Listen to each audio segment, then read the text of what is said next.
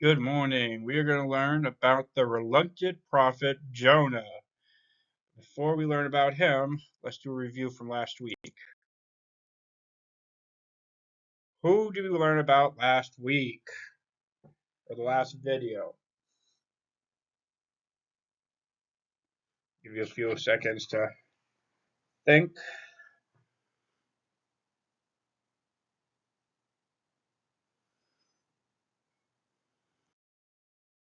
The prophet Elijah.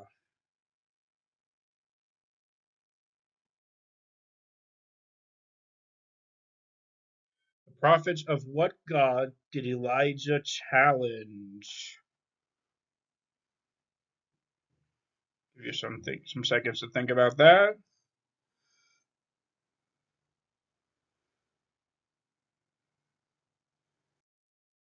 The god Baal. Where did this contest take place?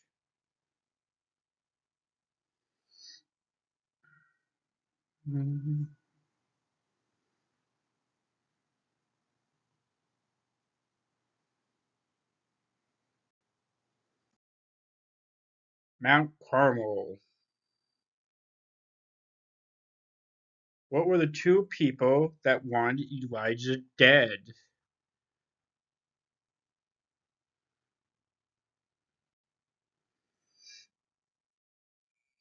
King Ahab and Queen Jezebel.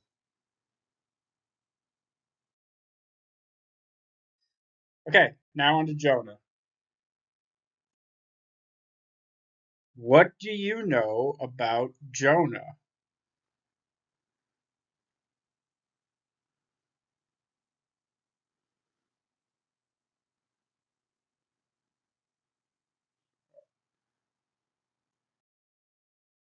Okay, I'm going to read the introduction from the book. Many of the Old Testament prophets showed courageous obedience to the Lord. Jonah wasn't among them, at least not initially.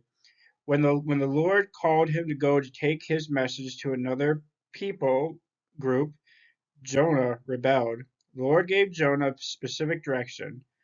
There was absolutely no room for confusion. God told the prophet precisely what he wanted him to do. Go to the city of Nineveh and preach against it. For whatever reason, the prophet decides to do the exact opposite. Rather than obey, he chose to go to a place as far away from Nineveh as possible. Jonah did not merely choose to do nothing when God presented him with his task. Rather, he actually and passionately moved in the contrary direction. Interestingly enough, he was fleeing more than Nineveh. He was trying to flee from the Lord's presence. We all have a little bit of Jonah in us. Any one of us may be tempted to resist doing God's will if his will differs from our own desires. While some believers run from specific tasks, God calls them to perform many more simply refuse to run with God in everyday life. Fortunately, God does not quickly give up on his people who fail or refuse to do his will. So, first question: in what ways are you like Jonah? Be honest.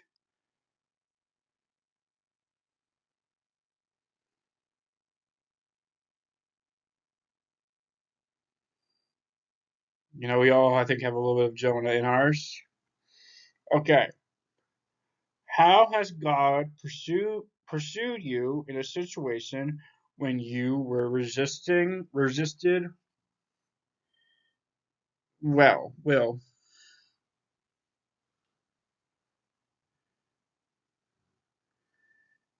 think back at a time when you felt God calling you, but you were going against it.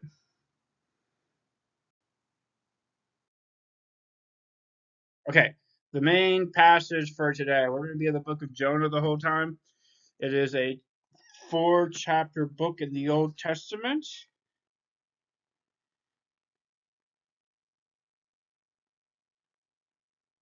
He is one of the minor prophets, which that means is just a prophet with a smaller book. a majority of prophets are smaller.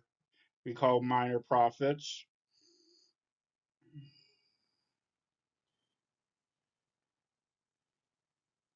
Okay, Jonah 3:4-6 says this. This time Jonah obeyed the Lord's command and went to Nineveh, a city so large that it took 3 days to see it all. On the day Jonah entered the city, he shouted to the crowds, 40 days from now, Nineveh will be destroyed.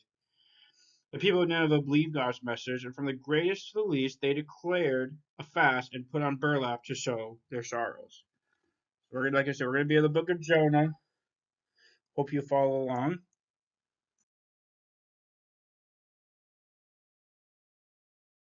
Okay. So, what excuses do you typically use to justify disobedience to God? Some people think, well, it's not what I want. I don't feel God calling me. Others might be like, it's just not my time period. A lot of people can come up with a lot of different excuses, but what's something that you might come up with?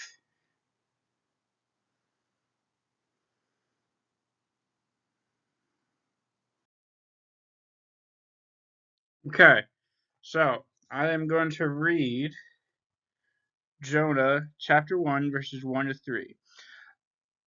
The Lord gave this message to Jonah, son of Amittai. Get up and go to this great city of Nineveh. Announce my judgment against it, because I have seen how wicked its people are. But Jonah got up and went in the opposite direction to get away from the Lord. He went down to the port of Joppa, where he found a ship leaving for Tarshish. He bought a ticket and went on board, hoping to escape from the Lord by sailing to Tarshish. Okay.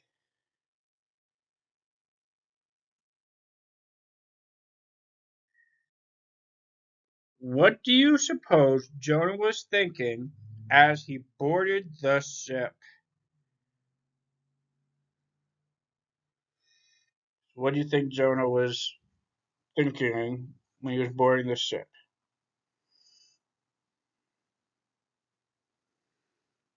Then also, when have you had a similar thoughts about like what Jonah had? So what you thought Jonah might be thinking, have you had those thoughts before in your life?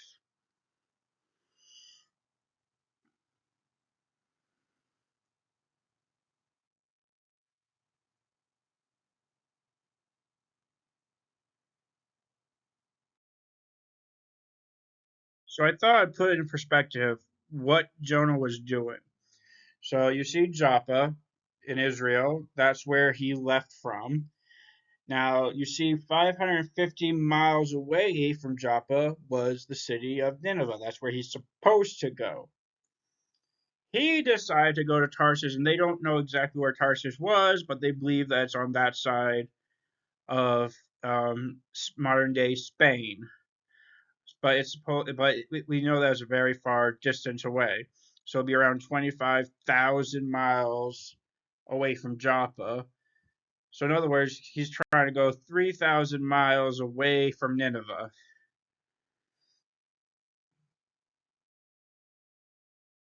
Okay, Jonah 4, and then I'll do 7 to 12. But the Lord hurled a powerful wind over the sea, causing a violent storm that threatened to break the ship apart. And then 7 to 12 says, and then the crew cast lots to see which of them had offended the gods and caused the terrible storm. When they did this, the lots identified Jonah as the culprit. Why has this awful storm came down on us? They demanded. Who are you? What is your line of work? What country are you from? What is your nationality? Jonah answered, I am a Hebrew, and I worship the Lord, the God of heaven, who made the sea and the land. The sailors were terrified when they heard this, for he had already told them he was running away from the Lord. Oh, why did you do it? They groaned, and since the storm was getting worse all the time, they asked him, what should we do to you to stop the storm? Throw me into the sea, Jonah said, and it will become calm again. I know that this terrible storm is all my fault.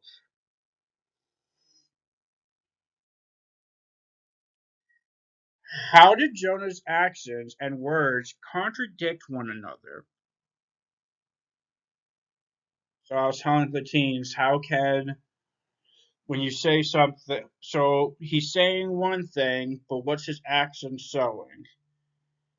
Um, and then what happens to a Christian's credibility in the world when his or her words and actions do not line up? I was telling the kids about that. If I said I was a Christian, but I'm swearing and I am doing jokes that are inappropriate, or I'm acting a certain way, or I'm okay with stealing and other problems, and is my Christianity belief, am I speaking what my beliefs should be? So just words for wisdom there. Okay, Jonah chapter 17 to Jonah chapter 1 verses 17 all the way to 2:4, and then chapter 2 verses 9 and 10.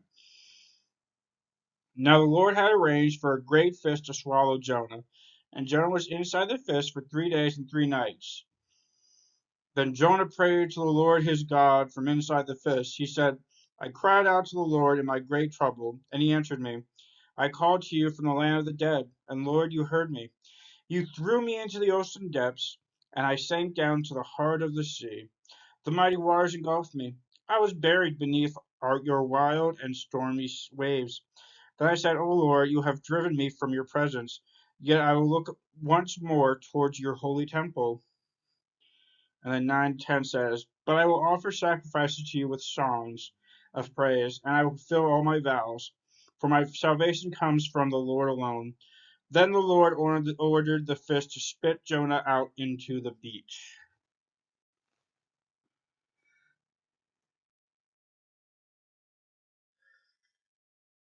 Okay, were God's actions in verse 17 a demonstration of his judgment or his mercy?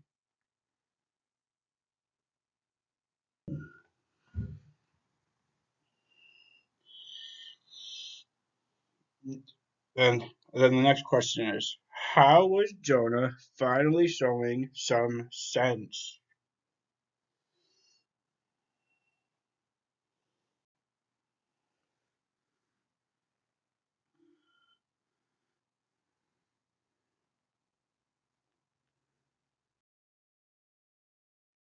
Okay, we're going to read Jonah chapter 3, verses 1 to 5. Then the Lord spoke to Jonah a second time. Get up and go to the great city of Nineveh and deliver the message I have given you. This time Jonah obeyed the Lord's command and went to Nineveh, a city so large that it took 3 days to see it all. On the day Jonah entered the city, he shouted to the crowd, 40 days from now Nineveh will be destroyed. The people of Nineveh believed God's message, and from the greatest to the least they declared a fast and put on burlap to show their sorrows. Okay,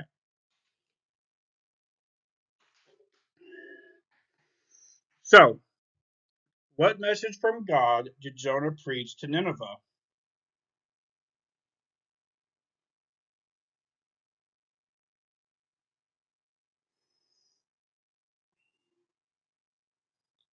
And then also, what do you find unusual about Jonah's sermon?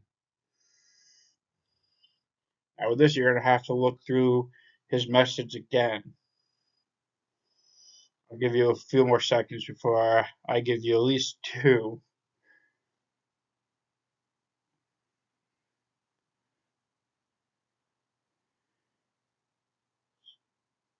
So the first one that makes it unusual is there is no mention of God in any of his speech.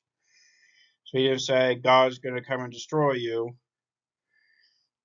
Another one is there was no mention of what their sins were.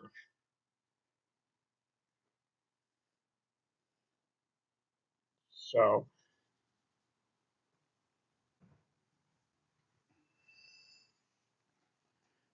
those were the big ones. Okay. The last passage, and of course it's the longest one, because it is the end of 3 and the whole of chapter 4. So bear with me. And it says this. I had our pastor read this one during our Bible study. Now I get stuck reading it, which is good. Okay.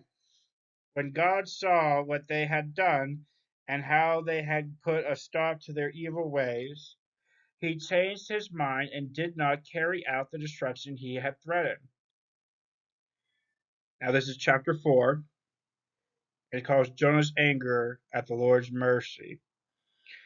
This change of plans greatly upset Jonah, and he became very angry. So he complained to the Lord about it. Didn't I say before I left home that you would do this, Lord? That is why I ran away to Tarshish. I knew that you are a merciful and compassionate God, slow to get angry, and filled with unfailing love. You are eager to turn back from destroying people. Just kill me now, Lord. I'd rather be dead than alive. If what I predicted will not happen, the Lord replied, is it right for you to be angry about this? Then Jonah went out to the east side of the city and made a shelter to sit under, as he wanted to see what would happen to the city. And the Lord arranged for a leafy plant to grow there, and soon it spread its broad leaves over Jonah's head, shading him from the sun. This eased his discomfort, and Jonah was very grateful for the plant. But God also arranged for a worm. The next morning at dawn, the worm ate through the stem of the plant, so that it withered away. And as the sun grew hot, God arranged for a scorching east wind to blow on Jonah. The sun beat down on his head until he grew faint and wished to die. Death is certainly better than living like this, he explained. Then God said to Jonah, it is right for you to be angry because the plant died. Yes, Jonah retorted, even angry enough to die. Then the Lord said, you feel sorry about the plant, though you did nothing to put it there. It came quickly and died quickly. But Nineveh has more than 120,000 people living in spiritual darkness, not to mention all the animals. Should not I feel sorry for such a great city? And that is how the book of Jonah ends. Okay, how did God teach Jonah a lesson about his compassion for lost people?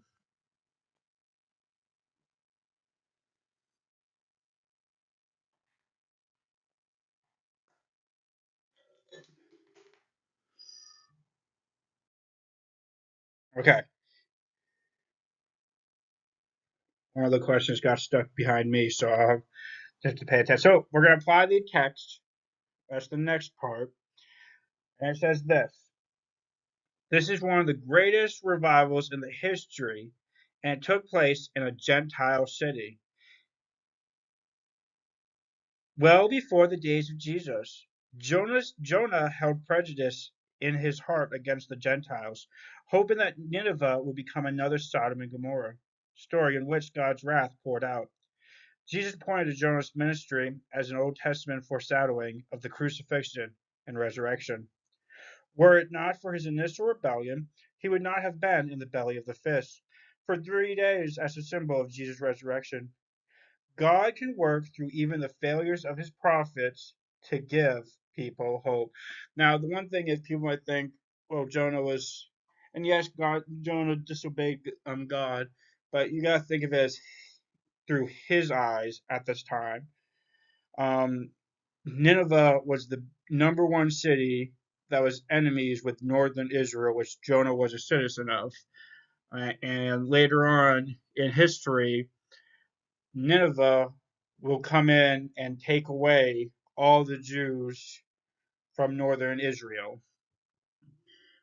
So they were the enemies of the Israelites, and so in his ways, like, well, they shouldn't, I'm hoping that they die and they get destroyed, because then there'll be one less thing for Israel to have to worry about.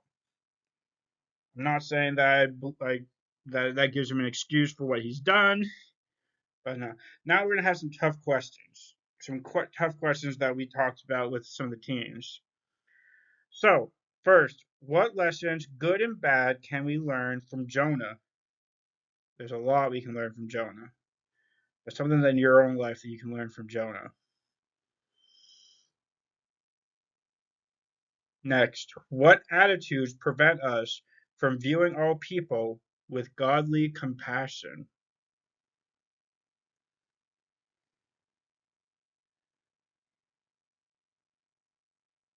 Now, this next question is really hard. It was hard for some of the kids to answer. Who are the Ninevites in your life?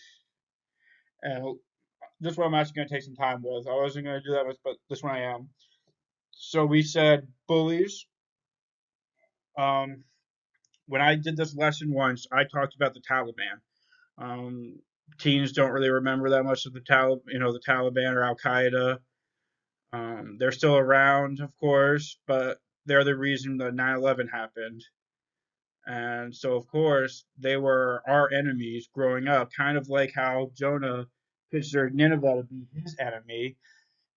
How would we feel if God said, okay, you're going to go to the Middle East and you're going to go to Al Qaeda and you're going to go to Taliban and you're going to preach to them?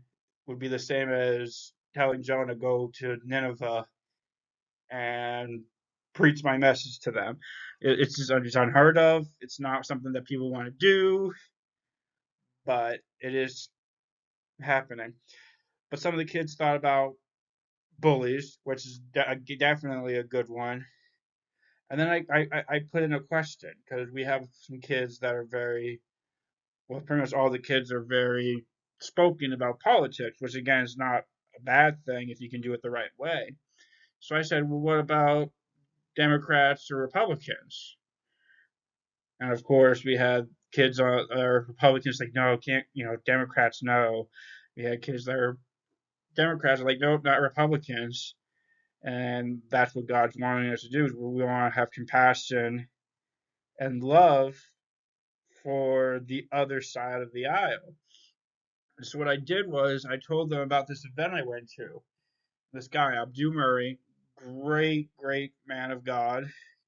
He was a great speaker at this event. And he came up with well, not really an analogy, but a really good quote. And he said that if anybody calls themselves a Christian and is upset that a bullet missed the former president of the United States a couple inches, they're wrong. Now, of course, people are applauding at this. Most of these guys are, conservative Republicans. And he said, don't clap. If you call yourself a Christian and you're making fun of the President of the United States for making a fool of himself in a debate, you're wrong. God calls us, those guys are created in God's image. And I told the teens this, do you really want to look at God and say you made garbage and that your plan is not good? Because like, no, I would never say that to God. You do when you make fun or you put down or you're disrespectful to the leaders of our country. So, but yeah, so that's what we talked about near the end. That took us a while for that. Okay, I just want to make that out there that we need to be more respectful and more loving to our leaders, no matter who they are. We can talk about the policies, we can disagree with them, but we have to have love in our hearts and love in our actions. That people should know us as Christians more than they should know us as Republicans or Democrats or any political party. Okay, what would it take to run to them, not away from them? So the people that are your Ninevites, what would it take for you to run to them, not away from them? I think some people would think a bolt of lightning that hits us just a little bit before us. We're almost done. Okay, oh yeah. So we had a problem with, for some reason, with the thing, and I forgot to fix that. So I am going to read it to you. It is Jonah chapter 4, verses 2b. So that means the very end of it. So it says, "That is why I ran away to Tarsus. I knew that you are a merciful, compassionate God, slow to get angry and filled with unfailing love. You are eager to turn back from destroying people." So that's the verse of the week. Next week, we're going to learn about the prophet Isaiah. I'm going to get that lesson out quickly because we just did that this week. Hoping to see how long this video exports. I hope everyone has a great rest of their weekend. Enjoy your Labor Day weekend, and I will see you soon.